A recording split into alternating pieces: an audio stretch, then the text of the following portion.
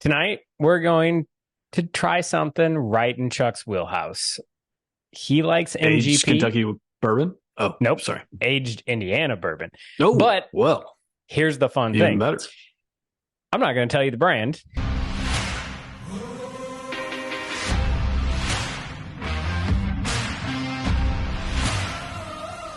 This is readily available. You can find it all over the place. Limits it down to a couple. And we'll see what you think. See how old you think it is. See how expensive you think it is. See how high a proof you think this is. It is one of those bottles that I bought completely on a whim because I trust a local store. Well, I should say I used to trust a local store. I don't so much anymore. And I picked this up and I have pleasantly enjoyed it. And every time I go back, I get more excited about this bottle. So much so, I will probably be buying another at some point. So here we go. Dang, that's quite a buildup. Yeah. One, do I even know the brand? I feel You've heard it. okay. Fair enough. I'd say the nose is almost giving off some of these like aged cognac characters. Just like you get a little bit of oak, a little bit of like sour fruit, Yeah. a little bit of Say grain. like a sour cherry almost is what I'm Yeah. getting. I But wouldn't have it's said like initial, like a lot of times I try to classify based on the nose. I either, you try to adjust based on an age or even a state. Like a lot of times something that I'll say is like aged Kentucky or right. just aged in general. I'm not getting a lot of like a ton of oak here. I wouldn't have said more than 10 years on this. Yeah, and to be honest, just smelling the nose, I don't think I would have thought MGP, not knowing that it is MGP, which is part of the reason I gave you the spoiler ahead of time. Agreed. I think palate's a lot of the same. Cinnamon. Yes. I start getting cherry cocoa on the palate, and I did not get chocolate notes on the nose. And to me, Okay. it's really predominant. And then the finish, you get that's where the oak comes in, but it's almost like a toasted oak, a younger oak, so it's more new woody feel, uh, and then dries a little bit on that. Yeah, I almost would have believed that I'm getting more of that. And that's almost like some of that cinnamon or spice is a bit more of like young toasted American oak as opposed to aged oak. Still not as bad as those Nulu products we've had. Well, no. So is this And toasted? it is not. Okay. Because like I said, I would have like it's a Mm-hmm. light toast or a light flavor that reminds me of it of a light toast, but that I could have believed that. So Mm-hmm. because those are the flavors that I'm getting, those baking spices, the cinnamon, the nutmeg, um, but then kind of even some baking or some baked bread. Some of that. What I Yeah, smelled on definitely. the nose initially is some grain, some light grain that kind Yep. of translates into some bread in the palate. So how much would you pay for this bottle? That's a hard question when you can get Elijah Craig Tons of barrel proof at MGP. Costco for $60. I don't know. Like what is value?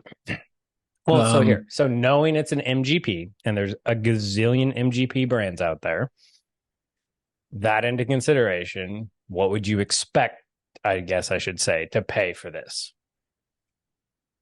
I'm gonna if it's aged MGP, what would I expect to pay for it? $80 Okay.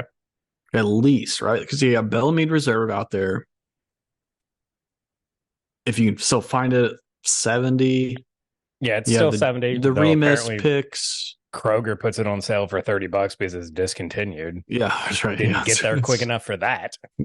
bourbon goes bad. And then Penelope, which I guess is now owned by MGP, so that's not even Yep. like sourced. And then if you really get, I think that 10-year age point, which I would be shocked if this is over 10 years, um, really starts to get a price premium. Like you're up into 150 range. Yeah. So I guess I'd still say like this is good at probably in that 60 to 80 range. Okay. For me personally, I'd have a hard time paying over 80. Yeah. So I will caveat this with, again, it's a store pick, so it's going to be a little bit different. Still same, all this brand does is MGP. So this is Old Scout. Ooh. Oh, So it is a Westport whiskey and wine pick, 6 years and 108 proof. And so I do believe, because not a lot of people bought it, I got it on sale for, I think it was $50, if I remember right. oh, dang. There you go.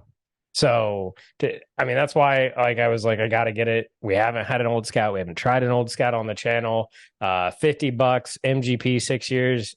I'm not going to complain. And I enjoy it. I don't think it's like, this rock star amazing thing, but it's definitely good and not bad for the price.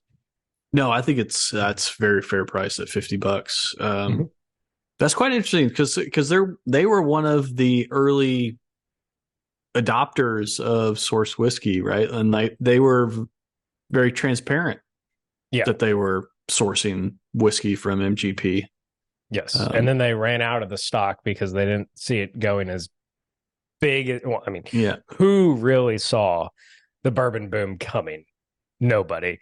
Not even the big distillers, because they would have made a lot of money had they forecasted that. Yeah, no kidding. Elijah Craig barrel proof ramped up, so now everybody could find a bottle. Everybody would be buying it like crazy. So they kind of like went on tough times and kind of went off, and then now they're able to have gotten there. So they went back and they bought distillate from MGP.